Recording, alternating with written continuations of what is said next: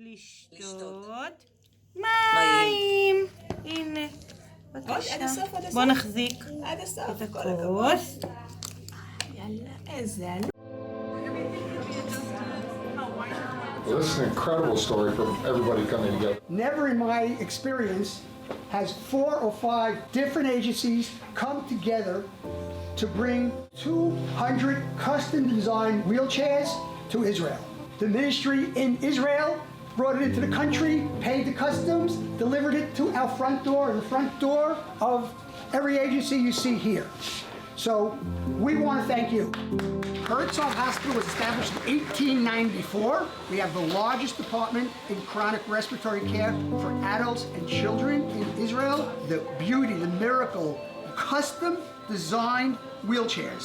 Phenomenal, because if we bought the wheelchair in Israel, each wheelchair would cost us between $5,000 to $10,000. These kids, as they age and grow, their limbs are deformed, their bodies are deformed, their heads are enlarged.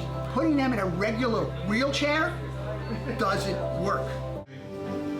Had a charity called Chickens for Shabbat. Not a big deal, Chickens for Shabbat. I said, I think I have wheelchairs. I said to Steve, how many do you need? He says, I could use 40. I said, good, you got it. He says, how much do they cost? I said, nothing. They cost nothing.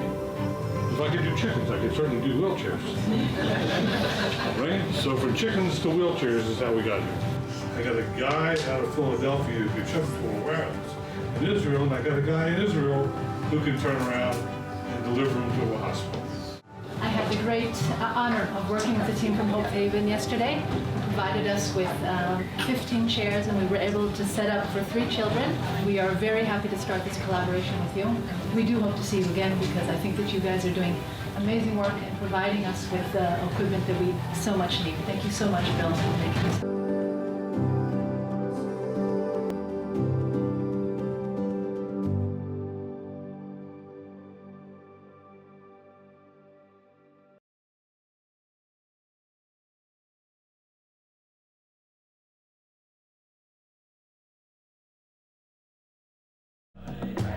Some 500 years ago, tragedy struck.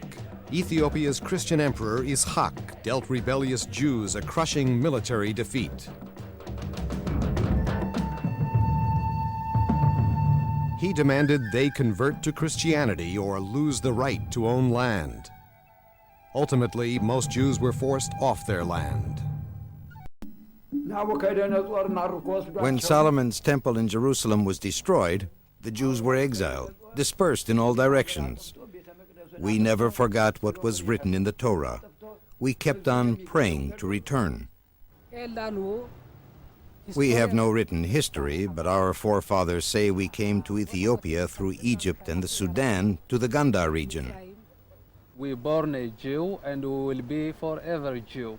And so today I am not trying to find where is my origin.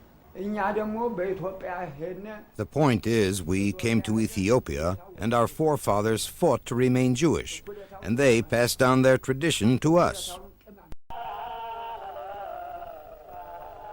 The Torah, handwritten on goatskin in the ancient Gez tongue and known as the Orit, was at the heart of Ethiopian Jewish life. The Mishnah, Talmud, and other later commentaries were unknown. The Sabbath and other holidays mentioned in the Torah were strictly observed.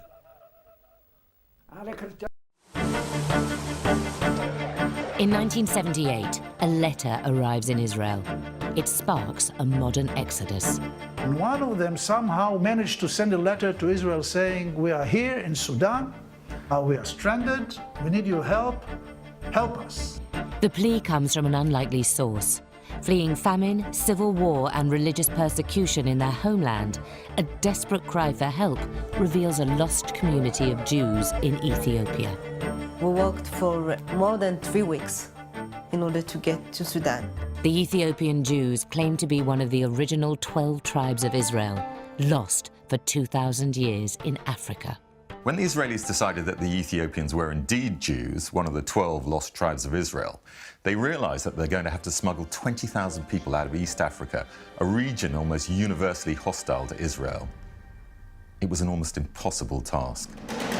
Israel assembles a team to work undercover, outwit dictators, and overcome a civil war to rescue the lost tribe. Secluded downtown office, the pace remains frantic.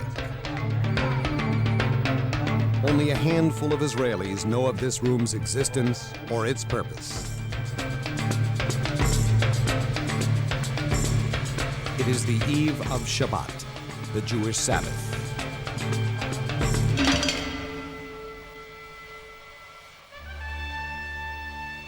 Operation Solomon, the secret airlift of Ethiopian Jewry, is underway. An entire Jewish community is about to reach its promised land.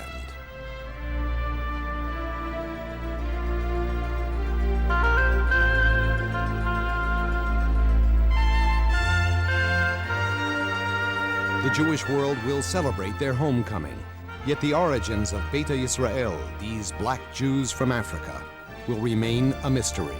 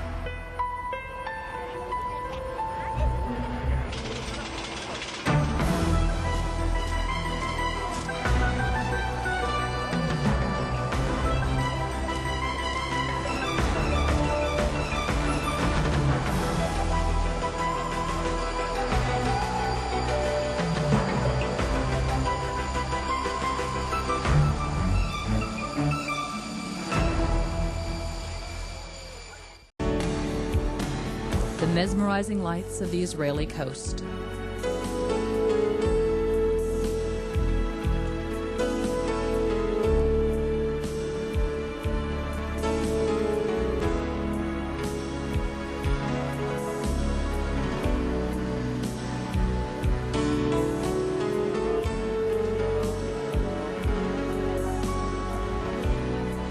With these first steps in their new country, another journey begins.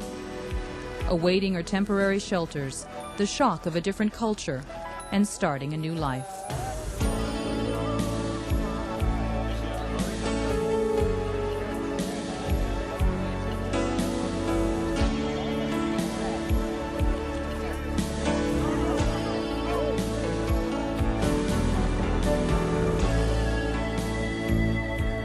But the task is not ended. Takatai, it continues.